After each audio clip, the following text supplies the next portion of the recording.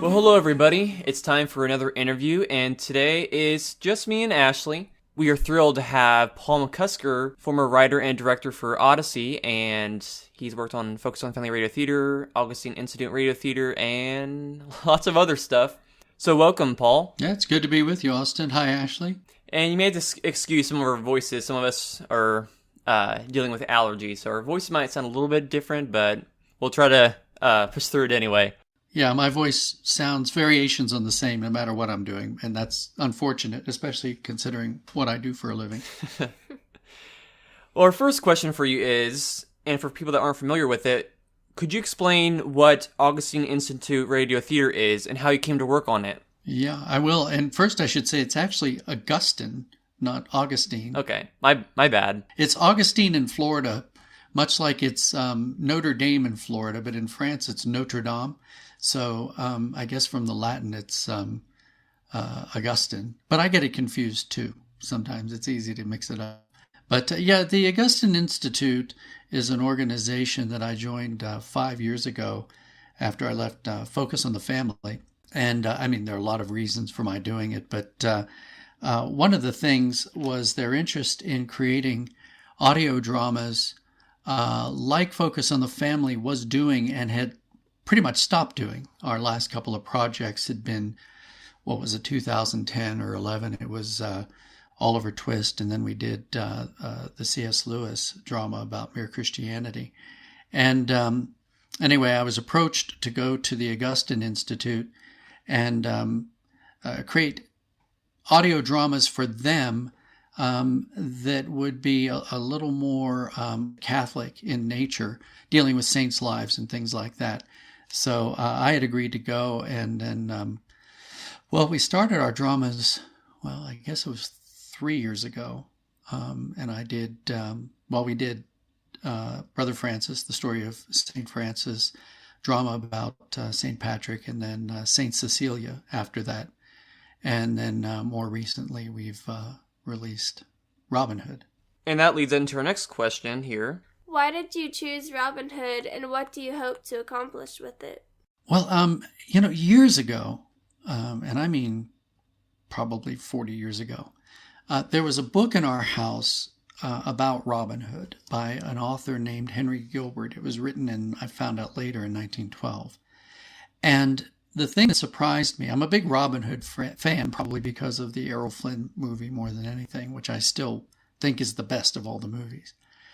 And I had read this book, and I was surprised because it had such a strong faith element to it, that Robin Hood was a man of faith, and he was acting out of a sense of faith in terms of what he was doing.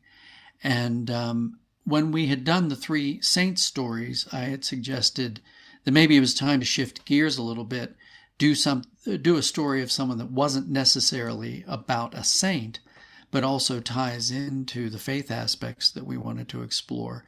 And I remembered that book and suggested it, and then we decided to do the production. And I will admit that Dave Arnold and I had talked about this a few times for Focus on the Family Radio Theater, but we never could quite get it to go there. We had other things that we were doing, and it just kept moving down the list. So when I brought it up at the Augustine Institute, we decided it would make for a really good story, especially for kids, and that's what we pursued. And I should say that with Robin Hood, my angle dramatically was to explore the idea, how do you fight for justice when the laws themselves are unjust? And for a Christian like Robin Hood, to do that at the level that he had to do it, he was always dealing with the line between justice and sometimes when he was just angry, or when he wanted revenge, or all those other things that might have been a motivator. And I allowed for, he's usually called Friar Tuck, but actually I call him Father Tuck because Friar was anachronistic to the time. And so Father Tuck and a couple of other good people have become voices into Robin's life to try to help him maintain that line of justice versus revenge or just rebellion or whatever might fall behind it. Well, I've heard the first 4 chapters of it so far, and it's really good. I'm really enjoying it. Oh, good. Thank you. And I'm sure everybody else will too. Well, it's big and ambitious. We actually had a larger cast on this than I think we've ever had on a single project. I mean, we had clearly, I think, hundreds of actors go through our production of Chronicles of Narnia when we did that at Focus. But the Robin Hood, I think within that 2-week period, we had over 60 actors come through. Wow. And that might be a record of some sort. But it was a whole different dynamic that we loved. And the actors were fantastic. Willem Lee as our Robin was wonderful. And with the 12 episodes, I mean, we just, as usual, tried to do things a little bit differently than we normally would and to give it a whole new energy and life. So, for people that have heard Robin Hood, what's in the future for the Augustine Independent Radio Theater or Air Theater? Well, we're trying to figure that out. I mean, a lot of it has to do with budget, of course, and quite a bit of it has to do with trying to gauge what it is that people really want to hear. It's one thing for us to drive forward with things that we'd love to produce, but it's another thing to say, yeah, but this will sell, it'll fund itself. So we're in different conversations about the types of things we might do. I've had several people suggest that we do Joan of Arc as a story, which could be very dramatic. And I don't know that, I'm not sure that a drama has been done that's quite caught her as a person, as a character. So, yeah, we might do that. And there are others, just a batch of things that we're talking about doing. It's just a matter of pulling together the time and the money to be able to do any of them. Yeah, I would think it would be really cool if you guys could do one on St. Nicholas. I know on Odyssey they had like a small little vignette, I think, on BTV redeeming the season, but it'd be really fun to hear something exploring his whole life. Yeah, I agree with you on that. In fact, I'm in my office and I'm looking directly at a huge book about St. Nicholas that I have. Joe Wheeler co-authored it, who a lot of people know his work. And it explores a lot of his life that often doesn't get told. And so, yeah, I think you're right. I think that would be a really good story, too. You've written 2 adaptations on St. Patrick, one for Odyssey and one for Air Theater.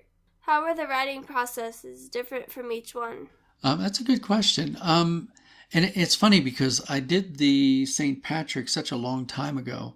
And I know for Odyssey, we would have simplified it quite a bit because of time constraints. I mean, when you're dealing with 1 or 2 episodes, you have to jam a lot of information into a short amount of time, or simplify the information so that people don't get confused.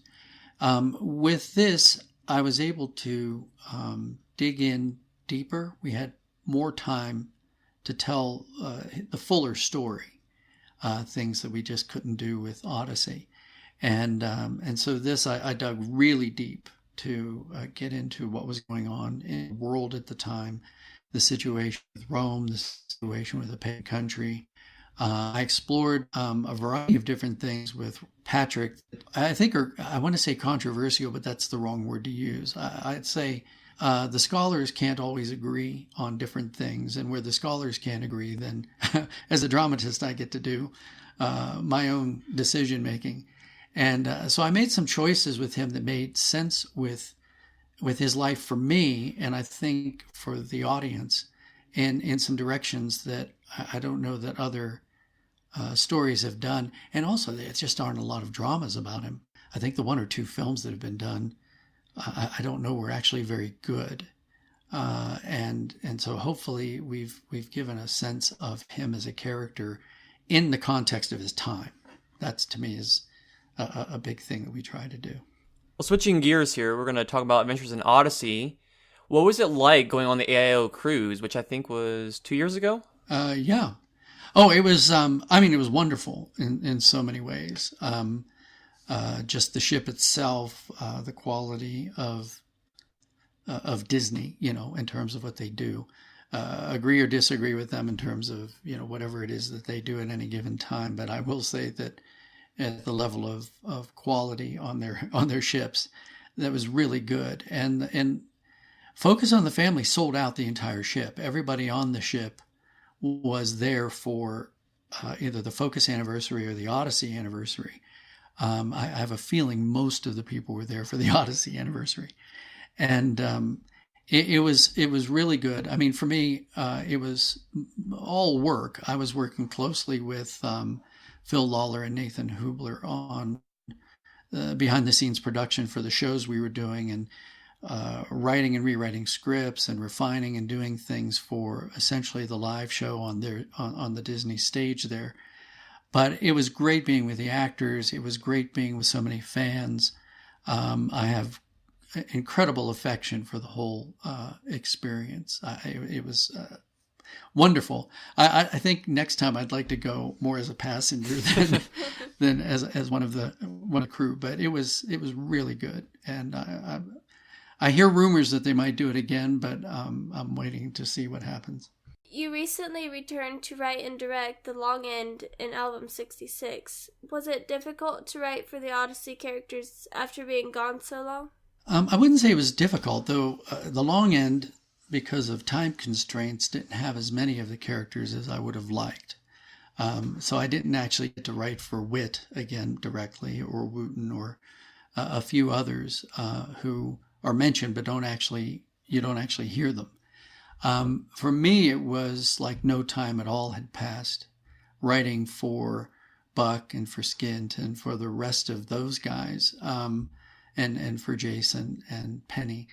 I mean, I love writing for them anyway, and it's almost like it's like a family reunion in many respects. So apart from getting certain details updated, which Nathan Hubler helped me a lot with, just to make sure that certain lines made sense in light of some things that have happened since I last wrote for the show. It was fun. I mean, it's always fun to reconnect with characters like that I love to write for. And actually, according to the AIO Wiki, The Long End Part 3 was actually your 300th episode to write. So congratulations. Oh, thank you. And now this next question, I did not come up with myself. A friend of mine, Lee Asom, sent this to me. So I'm going to take his word for it on this because he pays a lot more attention to the little details on the shows than I do most of the time. So in part 2 of The Long End, Buck says, I think my parents' names were aliases. If he's right, then that would mean the only name he knew for his father, Novus Ordo Oliver, was also an alias. If so, then does that mean that Buck's birth certificate with his father's alias is inaccurate? And furthermore, could that mean that Buck's name is not Buck Jebediah Oliver? And that's a very good question, but it highlights the whole point of Buck's reality. The reality of Buck's world is all about deception. And Buck even asked Skint, how do you tell the difference between the lie and the truth? You can get so lost in it, you can't even tell the difference anymore. And Jason actually had the same conversation, alludes to it with Monty, where he warns Monty not to get so lost in the world that he is trying to basically uncover, that he could also fall into the same situation. And it's a theme that we've addressed in Odyssey again and again, in Green Ring and other places. So it may sound like a cheat, but the answer to the question about whether the birth certificate was reliable or not is yet to be known. You can take it in good faith that because it's official, as far as Buck can know, the information is correct. You know, that is his birthday, that is his birth certificate, and those are the names of his parents, unless there's some twist into the future that might reveal that it's a whole other name. But in the world of the con artist, this sort of thing happens all the time. You have a person with multiple aliases. And so it's a legitimate question, but it's not one that gets answered in the context of the show. Okay, that works. If you had your choice to play another character other than Glassman, who would it be? Well, I wouldn't have even played Glassman, so I don't have a voice for radio. I don't like the sound of my voice. I'm not an actor, certainly not an actor at the level that everyone else is. I mean, I'm an amateur at best. So, playing Glassman was I don't know that it was a smart thing for me to do, especially when it's my only voice. I keep telling actors, if you're going to play a bad guy, change your voice, because if it's the only voice you have, I will meet fans who will immediately recognize the voice as being Glassman's, and they sort of scowl at me, and that's not good in real life. So I actually have no interest in acting or playing any characters at all. So there is no other character that I would ever want to play. Well, I think I might have mentioned this to you before, but after hearing like bonus material and interviews and like that kind of stuff, hearing your voice, it's very rare that I associate your voice with Glassman outside of Odyssey. Well, that's good, I guess. But I'd still rather not be associated with Glassman. But that's done. So there's nothing to be done. Well, you did kind of reprise the role in the cruise on the live show, didn't you?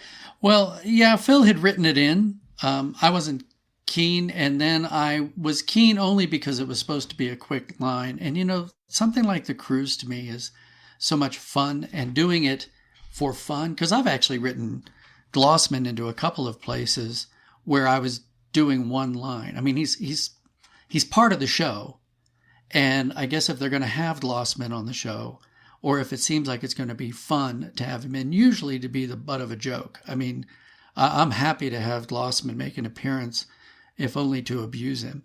But so yeah, I don't mind writing him in or applying him in certain situations. But now I wouldn't want to do entire episodes with him. I wouldn't be keen to ever come back to Odyssey doing full-length dramas playing that part. I think he's gone, and he ought to be gone.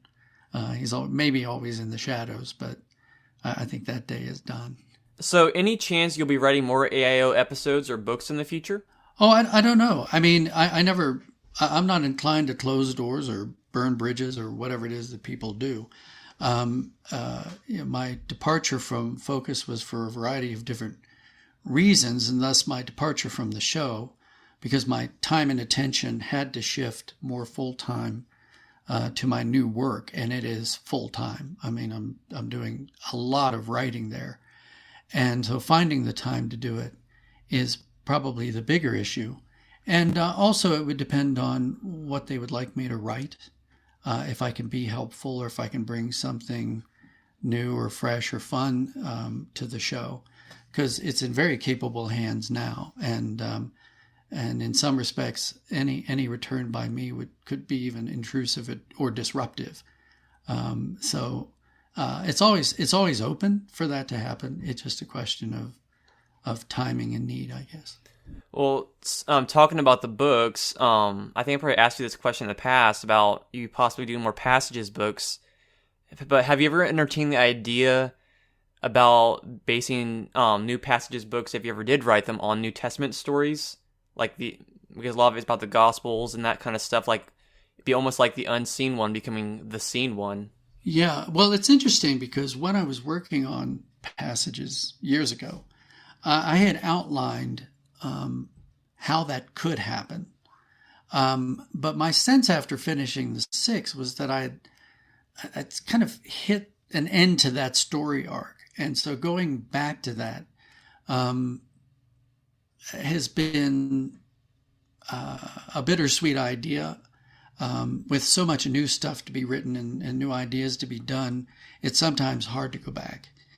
And so I wouldn't discount the idea, but before I would embark on anything like that, I'd want to make sure that I have it really thought through and worked out so that it fits correctly. And to have so many years go by, I mean, we're talking 15 plus years since the last one was written, maybe even longer. To revisit that and try to make sure that I'm writing in that style without it seeming disruptive with everything I think or hope I've learned as a writer since I wrote those books. That would be another thing for me to think about. But I remember, and I'm sure I have it in my notes, the means to do it and how that would work in that world. Who the Christ type would be in that world, or as you say, the unseen one becomes the seen one.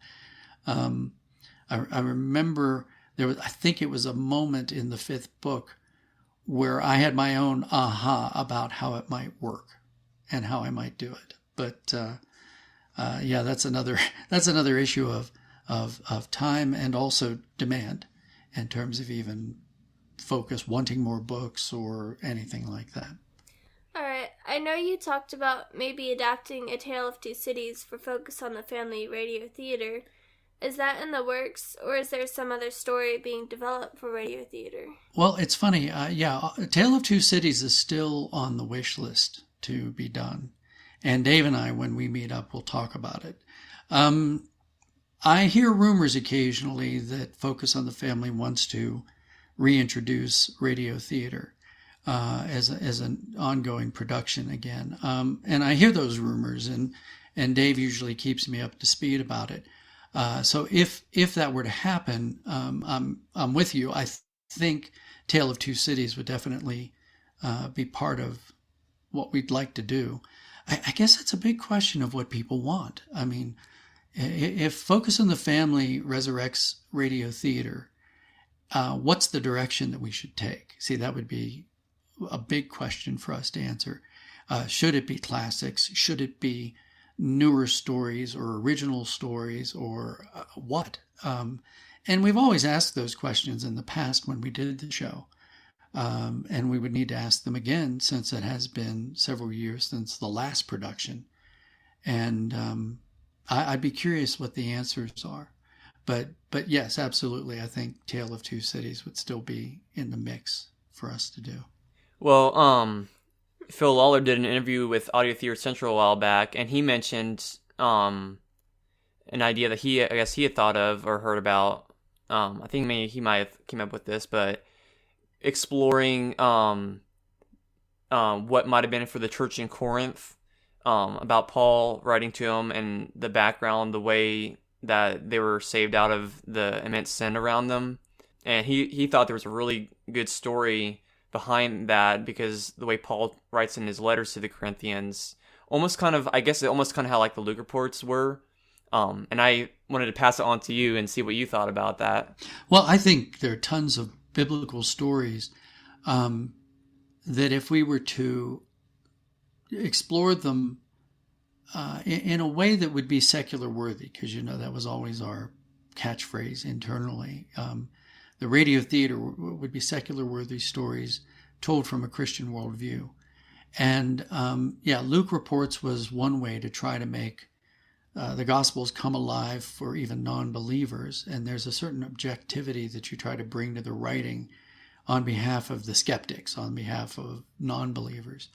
And it would be the same thing there. If we were to dig into the book of Acts, if we were to do what Phil was suggesting about zeroing in on Paul in Corinth, or Paul in Rome, or any variation of that, zeroing in on some segment of Paul's life, because he had such a dramatic life, that would be good if we could make it secular worthy, if we could make it appealing to people who aren't interested in the Bible at all, or Bible stories. We hate this sense that, they're doing a story about Paul, or they're doing a story about Peter, or whoever, and there's that kind of eye rolling that goes with the possibility that it's going to be more proselytizing than it will be story. And I know we're not known for that. And I think even with Odyssey, we've been very good at making sure that we keep the stories and characters front and center. But I think there's tons of stuff in the Bible and in church history itself that would make for great dramas. We'll see. Well, speaking of the Luke reports, that's one of my favorite series from Focus on Family Radio Theater.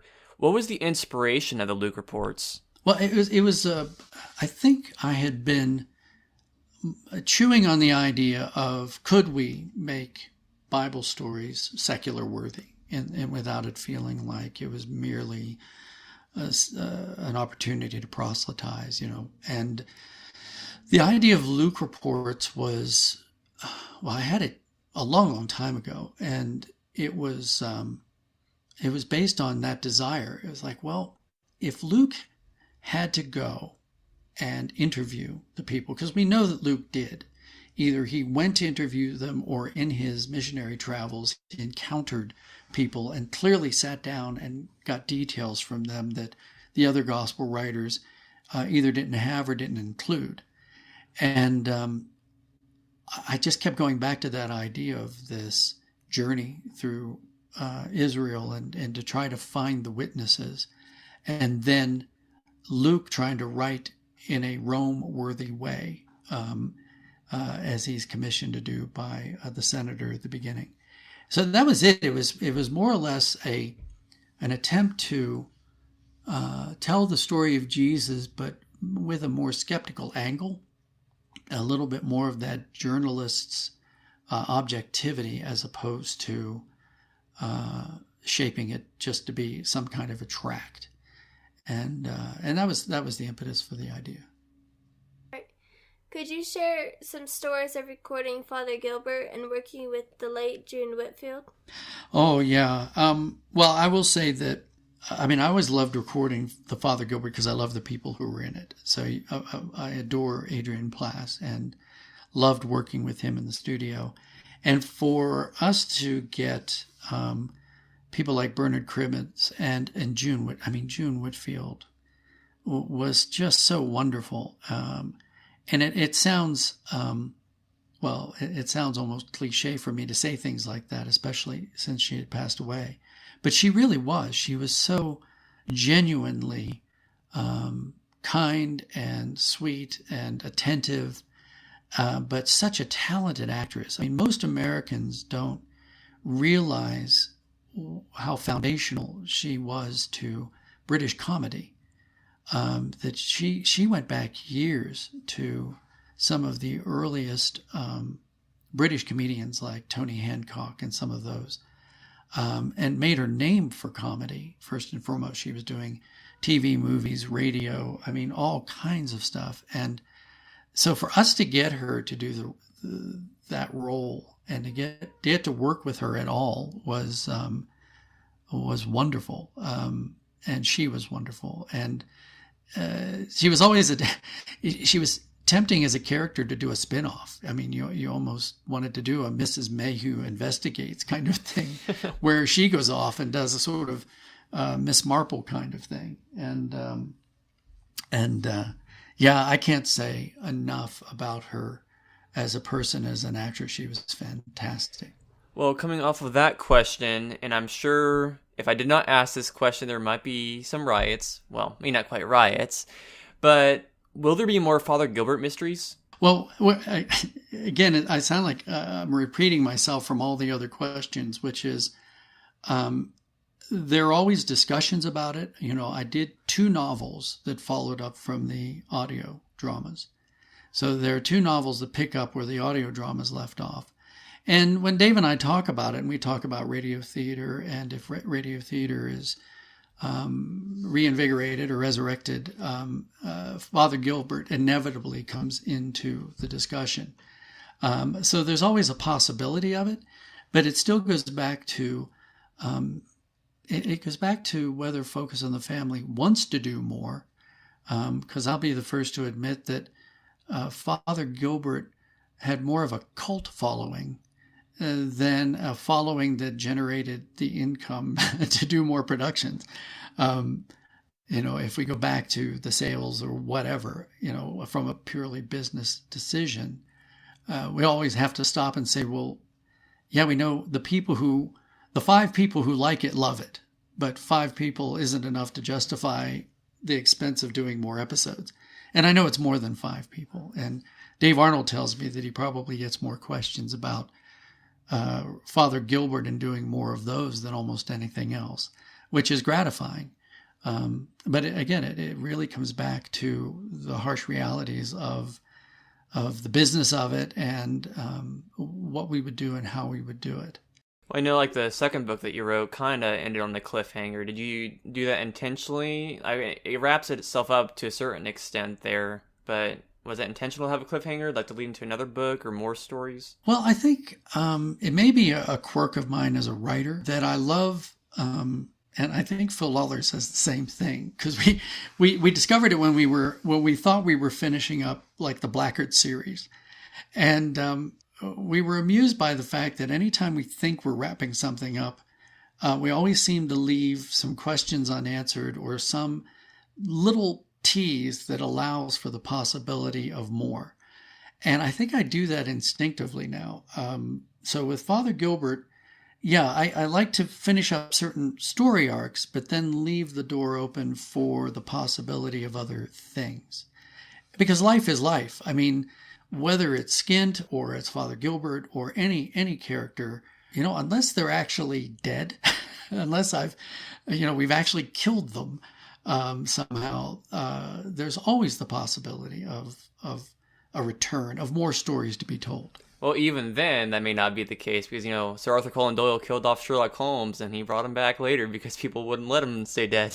Well, and as I recall, Phil brought back Dr. Blackard through a virtual reality program, which kind of threw people too, because it hadn't occurred to a lot of people that he might be resurrected, and I use the term loosely, through some kind of a program.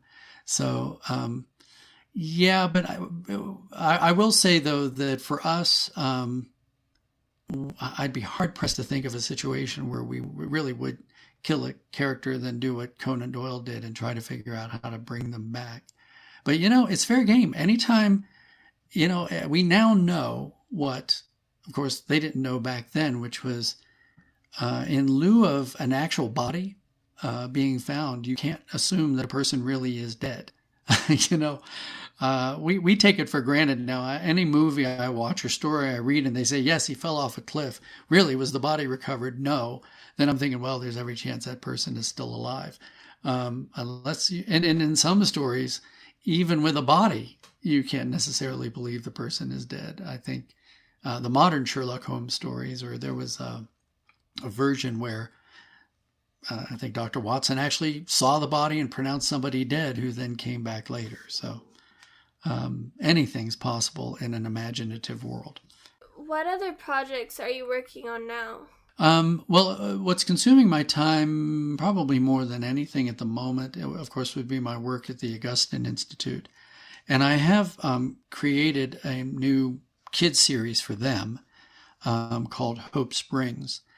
And I've been I've written 6 first reader novels for that series. I'm now working on some novels for the older group. So the first reader novels would be for 6, 7, 8-year-olds. And then the other novels that I'm working on would be for like 10, 11, 12-year-olds. But I've tried to work out an entire universe around Hope Springs, so that I can do stories for any age group and be consistent with the world that I've created. So that's consuming most of my time.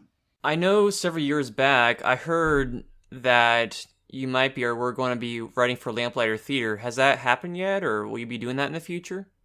No, I mean, I've had touch points with them and, with a lot of the other guys who are doing audio dramas.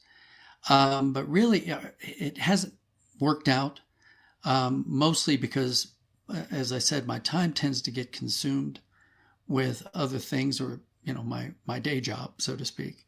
So finding the time to do what they're doing in the way that they're doing it, it hasn't happened.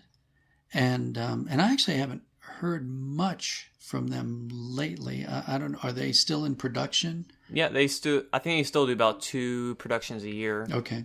They just recorded 2, I think, earlier this year. Okay. Yeah, it's something that we've talked about at various times, but again, being sometimes overwhelmed with my day job makes it difficult to write for other people. Which is harder, adapting an existing work or writing something original? Also, which is more fulfilling? Well, that's a tough question because they're both hard in their own realms. I mean, there are times when I'm doing, say, dramatizations or I'm writing based on history or based on a historical character. And while I'm in the middle of that, all I can think is, boy, I wish I could make this stuff up. because you want to stay true to history. You want to stay true to the character, which means that I have to dig and dig and dig to make sure that whatever I'm representing is accurate and is true to the spirit of, say, the story, if I'm adapting a story, whether it's, say, Tale of Two Cities or something. There's a lot more research. It's not usually a matter of just sitting down and taking the book as it is. A lot of times the book will leap in one line. A year has gone by, and as a dramatist, I have to figure out, well, wait a minute, what would that year have entailed? If a character, for example, I was reading in a study Bible the other day that Paul's missionary journey would have taken about a year and a half when you combine traveling across land at that time or across water and all the things that we know.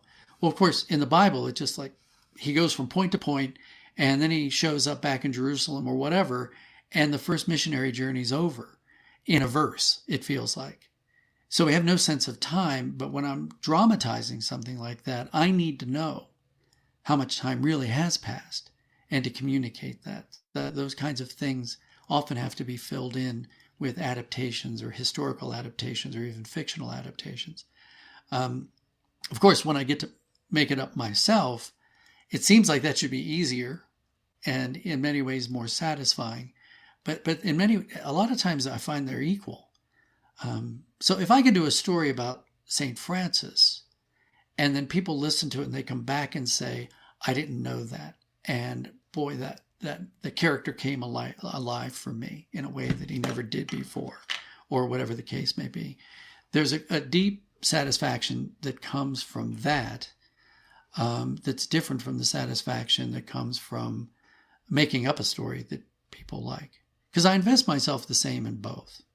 It's not like I invest myself more into my own stories and, oh, by the way, the historical stories are just something I do off to the side.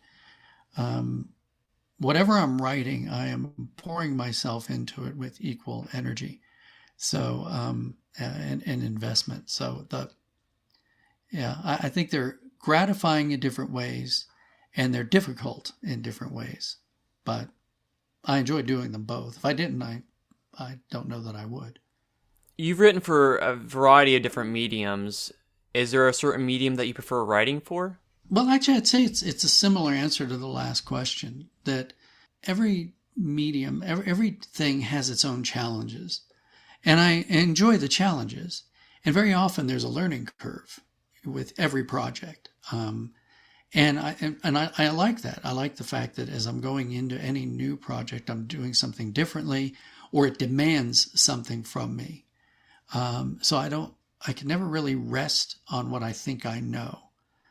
Because one thing I do know is even the most experienced writers are liable to make mistakes that sometimes new writers would know better than to do. It's very easy to get caught up and forget certain basic things, because every story, whether it's for film or TV or radio or novel or whatever it may be, every story has its own challenges to it. And it's easy to slip up on those challenges, make the wrong call or whatever. So each one is challenging in a good way. And I enjoy each one when I'm doing it. The only thing I had to get used to, by the way, is that as soon as you move into the visual realm, you're dealing with a lot more people and you've got a lot more hands on the project. So if I'm writing a novel, it's pretty much down to me and whoever my editor is. And then we go back and forth to do the best we can. With audio drama, I get spoiled, because of the team that I work with. And they're incredibly talented, they're incredibly professional, and they're also incredibly good people that I enjoy working with. So now you're dealing with decision-making at a slightly larger level with 2 or 3 people. But as soon as you get into TV or film, the writer is everything while the script is being written. But as soon as it's written, the writer sort of gets relegated off to the side while directors and producers and actors are making decisions and in a sense, getting their fingerprints all over whatever you thought was a finished thing. And suddenly it's morphing and changing. So when I've done that, I've thought, I almost feel like my name shouldn't be on it, because so many other people either improved or changed whatever I had done, which can be gratifying but also frustrating in those realms. If you could meet any author, alive or not, who would it be? Oh, that's a very good question. I think my concern is every time I think about something like that, I also think that I'd probably freeze up, and I wouldn't necessarily want to meet them. I'd rather be a fly on the wall and just watch them, like C.S. Lewis and Tolkien and the Inklings. I would be intimidated beyond repair, actually sitting down and trying to have a conversation with them. But if I could have been at the table nearby and listen to them do what they do, that would be gratifying. Being a fan of Charles Dickens or Mark Twain, some of those guys, I keep thinking I'd like to meet, but I also know that it's very hard to talk about what you do. When it comes down to it, Charles Dickens is sitting at his desk with his quill, writing out something. Mark Twain was actually one of the first authors to ever use a typewriter. But it's a solitary thing, and apart from an exchange of ideas, if I could sit down with the C.S. Lewis and talk to him about Narnia, decisions that he made with Narnia, or Mark Twain and decisions that he made, or Charles Dickens or Shakespeare or any of these guys, that side of it might be something. If I could put myself in a position to ask them questions, any of those guys would be wonderful to meet up with. Well, that's all the questions we have for you today, but we really enjoyed hearing all the answers to them, and we thank you for joining us, Paul. Yes, thank you. Yeah, thank you both for doing this, and happy to do it again whenever you like.